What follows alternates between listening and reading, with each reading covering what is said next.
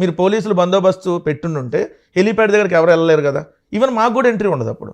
అదేం మాట అంటారండి మీరు? ఆవిడ మాజీ మంత్రి పరిటాల సునీత గారు అయితే ఆవిడ అన్నారు కదా, జగన్కి అయితే అన్ని ఇస్తున్నారు, ఆయన ఇంకా ప్రతిపక్ష నేత హోదా లేకపోయినా లోకల్ ఎమ్మెల్యే నాకు ఇవ్వట్లేదు అని ఆవిడ ఆపోయారంటే, అంత చేటు సెక్యూరిటీ ఇచ్చినా కూడా వచ్చి అద్దాలు పగలగొడుతున్నారంటే ఖచ్చితంగా కొన్ని విధ్వంసకర శక్తులు మీ మాబ్స్లో చొరబడిపోయి ఎక్కడికి వెళ్తే అక్కడ విధ్వంసం సృష్టిస్తున్నారని చెప్పేసి పోలీసులే అంటున్నారు. జగన్మోహన్ రెడ్డి గారు రాప్తాడు వెళ్ళినప్పుడు పోలీసులు బందోబస్తు ఇచ్చారని వాళ్ళు చెబుతున్నారు కదా. ఎంతమంది ఎస్ఐలను ఇచ్చారు, వాళ్ళ పేర్లు ఏంటి, ఎంతమంది సిఏలు ఉన్నారు, ఎంతమంది కానిస్టేబుల్ ఉన్నారు, ఎక్కడెక్కడ ఉన్నారు లిస్ట్ రిలీజ్ చేయమనండి. ఇప్పటికీ వాళ్ళకి టైం ఉంది కదా. సునీత గారు మొత్తం చెప్పారుగా అదంతా. పరిటాల సునీత గారు చెప్తే కాదు కదా. పోలీసులు బందోబస్తు పెట్టామన్నారు, పెట్టినప్పుడు మీరే హెలీప్యాడ్ దగ్గర చూశారు. సరే హెలీప్యాడ్ దగ్గరికి లిమిటెడ్ యాక్సెస్ ఉంటుంది. ఎందుకు? ఎవరినైతే ముందు లిస్టులో పేరు ఉందో ఆ లిస్టులో పేరుని బట్టి డిఎస్పీ పంపిస్తారు. అక్కడ డిఎస్పీ స్థాయి అధికారి పర్యవేక్షిస్తాడు. ఎందుకంటే జగన్మోహన్ రెడ్డి గారు జెడ్+ కేటగిరీ ఉన్నటువంటి వ్యక్తి.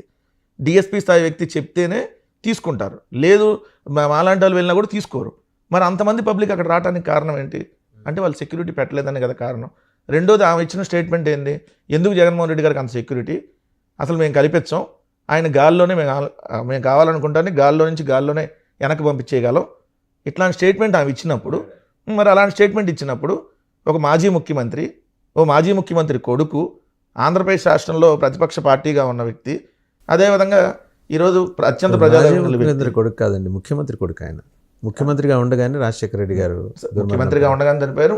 సో అంటే మాజీ కింద లెక్కగా ప్రజెంట్ కాదండి, ముఖ్యమంత్రిగా చనిపోయారు కాబట్టి ముఖ్యమంత్రి కుమారుడు, మాజీ ముఖ్యమంత్రి, ప్రతిపక్ష నాయకుడు, ఈ దేశంలోనే అత్యంత ప్రజాదరణ కలిగినటువంటి ఒక నాయకుడు.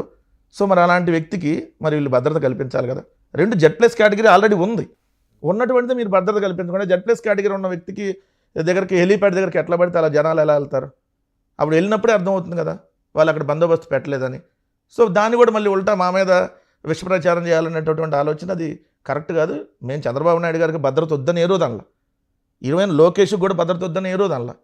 లోకేష్కి మా ప్రభుత్వం ఉన్నప్పుడే జెడ్ కేటగిరీ భద్రత వచ్చింది, కానీ ఎందుకు జెడ్ కేటగిరీ ఇస్తున్నారని మేము అనలా. చంద్రబాబు నాయుడు గారు మీకు ఎందుకు ఎంత భద్రతని మేము అడగల, పవన్ కళ్యాణ్ గారు మీకు ఎందుకు ఎంత భద్రతని మేము ఏ రోజు క్వశ్చన్ చేయాల. ఎస్, మీకు ఎట్లా భద్రత కల్పించారో మాకు కూడా అదేవిధంగా కల్పించాలంటున్నాం. ఇది తప్పు అంటే ఎట్లా? వాళ్ళకొక రూలు మాకు రూల్ ఉండదు కదా. సో వాళ్ళ కుటుంబ సభ్యులకు భద్రత కల్పిస్తుంటే మేము ఏ రోజు వద్దాం. ఇదే మీరు అన్న పరిటాల సునీతకు సంబంధించి జగన్మోహన్ రెడ్డి గారు ఇంకా ముఖ్యమంత్రిగా ప్రమాణ స్వీకారం చేయకముందే వాళ్ళకి అడిషనల్ గన్మెన్లు ఇచ్చారు 8 మందిని. ఏది వాళ్ళ ఆమె ప్రెస్ మీట్ పెట్టింది వచ్చి, సో మాకు రక్షణ కల్పించాలని. అప్పుడు ఇంకా జగన్మోహన్ రెడ్డి గారు ముఖ్యమంత్రిగా ప్రమాణ స్వీకారం చేయాల, రిజల్ట్ వచ్చి ప్రమాణ స్వీకారానికి మధ్య గ్యాప్ ఉంది.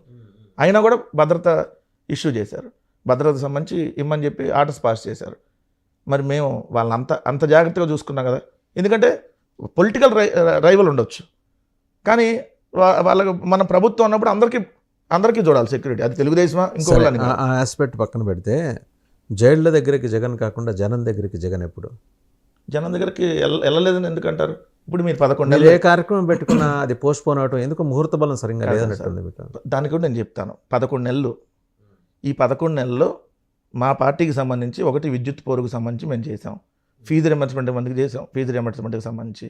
మూడవది జగన్మోహన్ రెడ్డి గారు ఏదైతే డైరెక్ట్గా మిర్చి రైతుల దగ్గరికి వెళ్ళాడు, వెళ్ళినటువంటి సందర్భంలోనే కదా అదే రోజు చంద్రబాబు నాయుడు గారు లేఖ రాసింది. గుంటూరు మిర్చి యార్డుకి వెళ్తే అదే రోజు కదా చంద్రబాబు నాయుడు గారు కేంద్ర ప్రభుత్వానికి లేఖ రాసింది. అయినప్పటి వరకు ఉపయోగం లేదనుకోండి, ఆయన రాసినప్పటి వరకు మిర్చి కొనలా. సో వాళ్ళు కొంటానని 25% కూడా ఇప్పటికీ కొనలా. సో అనేక రకాల అంశాలు జగన్మోహన్ రెడ్డి గారు అడ్రస్ చేస్తున్నారు. ఎడ్యుకేషన్ దానికి సంబంధించి మీరు ఏదో ప్రపోజ్ చేశారు, టైమ్ అండ్ అగైన్ అది వాయిదా పడుతూ వస్తుంది. ఎందుకని? ఫీజు రియంబర్స్మెంట్కి సంబంధించిన దాంట్లో లేదా ఏమైందంటే ఎగ్జామ్స్ ఎప్పటికప్పుడు. సో ఇది ఒక సెక్షన్కి సంబంధించినటువంటి అంశం కాదు. సో వీటన్నిటికి ఇప్పుడు దానికి ఏదో ఒక యూనివర్సిటీలో ఎగ్జామ్ ఉండి పోస్ట్ పోన్ అవుతూ ఉంటుంది. ఇవన్నీ జరుగుతున్నప్పుడు కొంత ఇబ్బంది ఉంటుంది ప్రోగ్రామ్ అనుకున్నప్పుడు.